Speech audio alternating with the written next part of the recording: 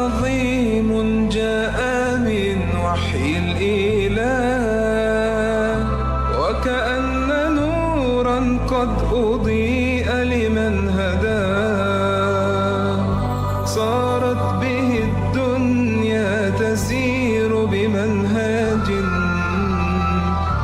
نور على نور على نور هداه. عن تميم الداري رضي الله عنه قال: قال رسول الله صلى الله عليه وسلم: ليبلغن هذا الأمر ما بلغ الليل والنهار، ولا يترك الله بيت مدر ولا وبر إلا أدخله الله هذا الدين بعز عزيز أو بذل ذليل. الله أكبر. Assalamu alaikum, or hello, and welcome to my channel. I am very happy to have you here. I'm gonna tell you my revert story today. I was born in a Catholic family, and Christianity was the only religion that I knew back then. Although my parents were quite interested in religion, and they ended up joining Jehovah's Witnesses when I was about 7 or 8 years old. So I have participated at quite a few meetings and gatherings, Bible studies. I was quite curious as a child and a teenager. I read a lot of books, and I was very hungry for knowledge. I still am. Fast forward to my early 20s, I decided that I don't need any religion in my life. I thought that religion is just a tool to control people. And I also thought that I was way too smart to follow any religion. Couple of years after, in 2015, me and my husband went to visit his family in Pakistan. And when I was there, I was so mesmerized by people. Everyone felt so genuine, kind, open, and I thought that people there were so different to the ones where I come from. And so there and then, I made a decision in my head to become a Muslim. I thought that I wasn't eating pork anyway. I didn't drink alcohol. I knew that God existed. And I knew that Prophet Muhammad, peace be upon him, was real. He existed. So I just made this decision to become a Muslim. And I remember the ceremony very well.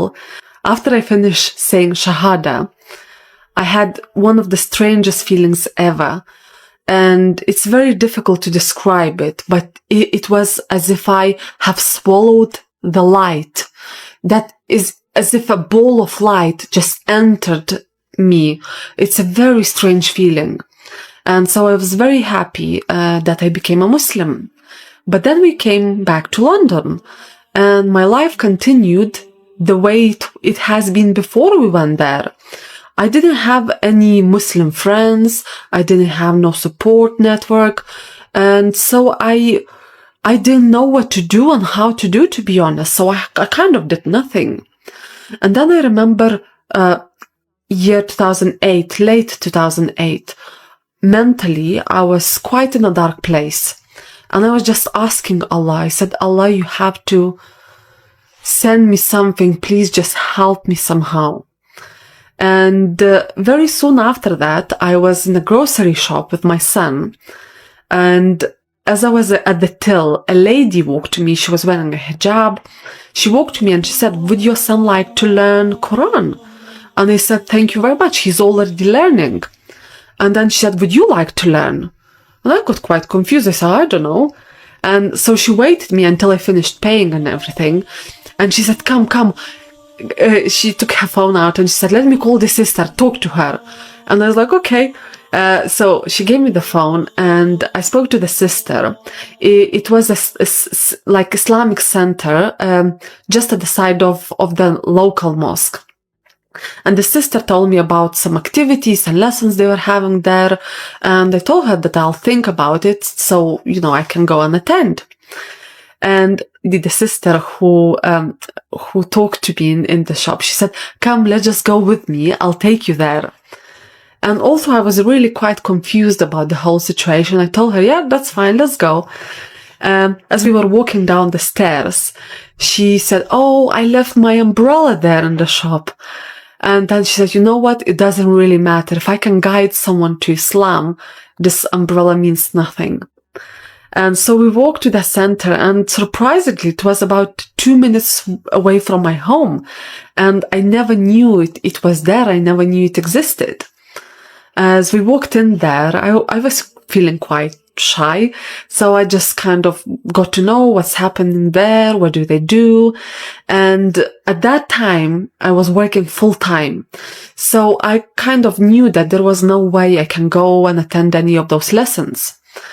So, and right at that time, actually, I got blepharitis, which is inflammation of the eyelids, and I couldn't see the screen very well.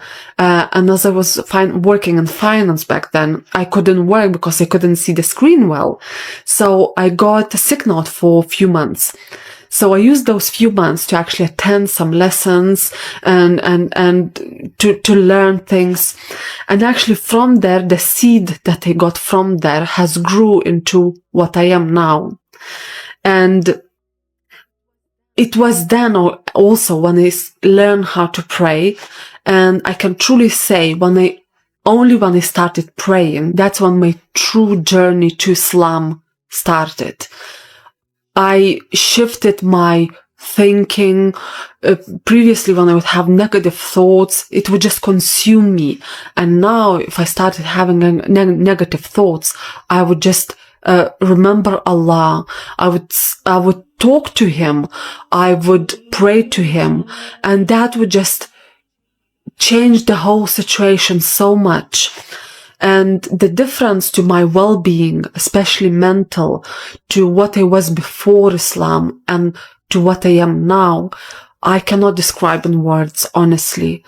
And this is the biggest gift that I ever got in my life. And of course, I'm not saying that me or other Muslims don't have any problems and everything is just so beautiful and easy in their lives. It's absolutely not the case. The thing is, when we have a problem and when we trust our Creator, we see it completely differently. So I see it as a challenge, or I try to find the best ways to approach it, the best ways to solve it. And